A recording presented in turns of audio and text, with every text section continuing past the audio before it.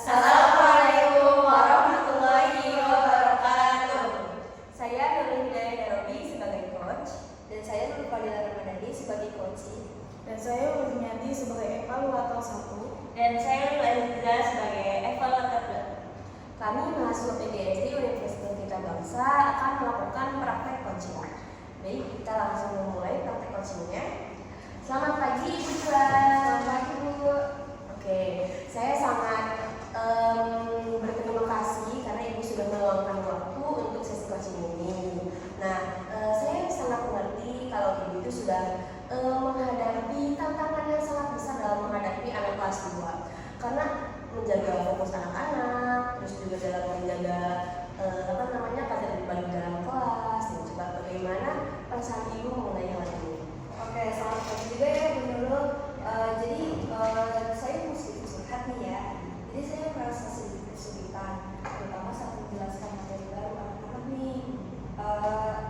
Kadang suka mikir gimana ya caranya agar anak-anak tuh gak bosan gitu di dalam kelas. Saya bisa memahami perasaan Ibu. Nah, tujuan kita melakukan coaching ini adalah mencari strategi baru yang efektif supaya Ibu Lila ini bisa optimal dalam menyampaikan materi dan juga menjaga keterlibatan siswa.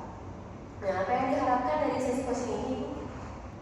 Jadi saya sebenarnya kayak sedikit cukup sabar ya Bu mengenai contoh-contoh sederhana praktekan sebuah alat peraga di kelas segala macam. Tapi anak-anak tetap aja kayak susah banget buat diatur ya Bu. Benar sih. Iya, memang kadang gitu sih. Ya, tapi nggak apa-apa. Kalau menurut Ibu, apa aja keunggulan atau hal baik yang sudah Ibu lakukan dalam menyampaikan materi atau mengelola kelas?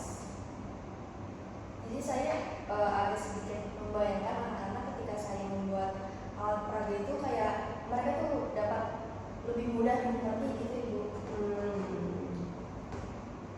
Tapi mereka kadang suka kelihatan ngantuk ketika saya menjelaskan sebuah pelajaran gitu. Padahal saya sudah semaksimal mungkin buat alat peraga dan lain sebagainya gitu.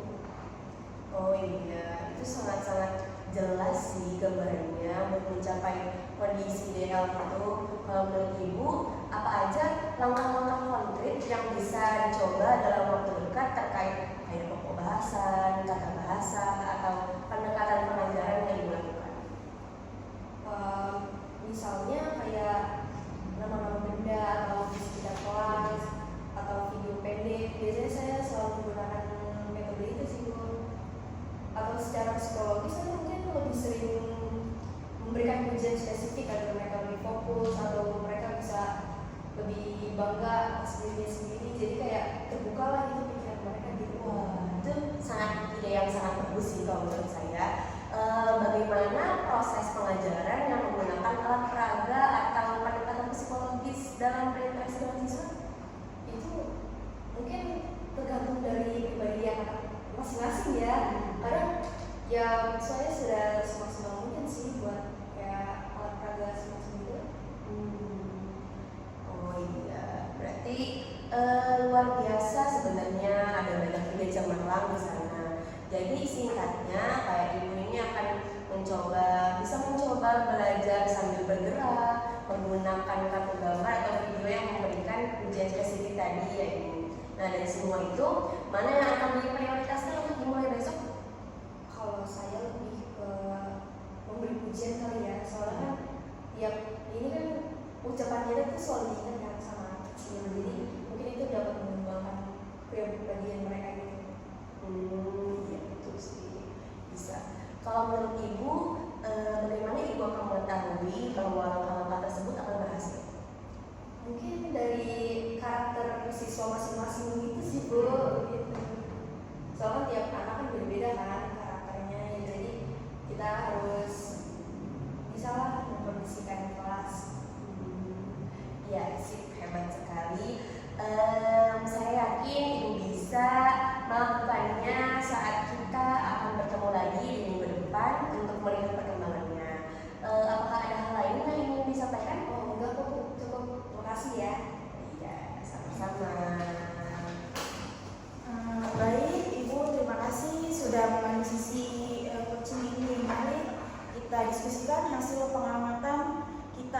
dari sisi didaktik, bagaimana menurut Ibu Dila dan Ibu Nurul performa coaching tadi? Menurut saya ya Ibu Nurul ini udah cukup baik ya untuk menggali apa sih keluh kesah dari Ibu Dila ini, sehingga Ibu Dila juga terasa dengan memikirkan apa sih tugas-tugas apa harusnya seperti apa kepada anak-anak, cara seperti apa lagi yang lebih baik untuk anak-anak. Dan Ibu Nurul ini pertanyaan tentang tata bahasa juga udah menyentuh aspek didaktif ya Bu. Saya berpendapat pertanyaan Ibu Dila tentang pengantar pelajaran dan penyederhanaan tata bahasa secara langsung membahas aspek sistematik penyampaian dan tata bahasa yang krusial dalam didaktik Ibu Nurul, jadi bisa mengidentifikasi area pengingatannya sendiri.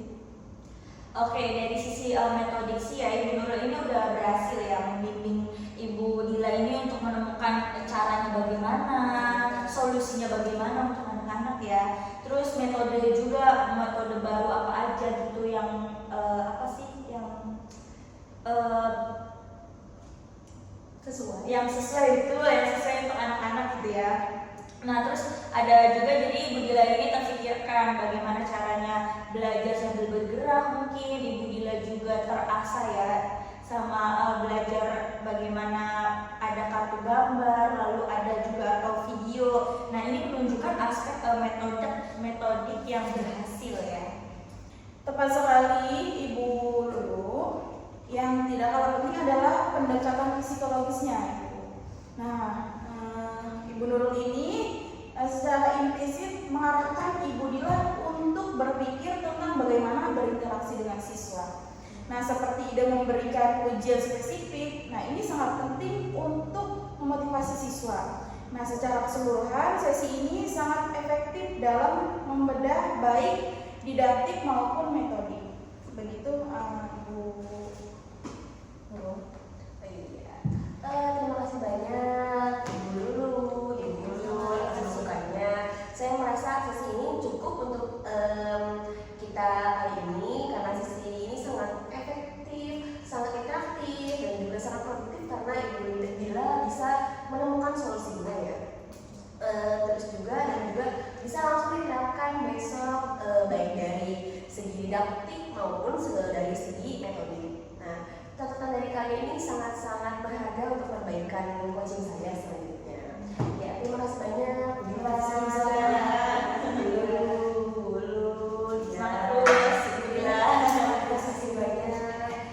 Kami akhiri coaching ini. Bila taufik wal hidayah.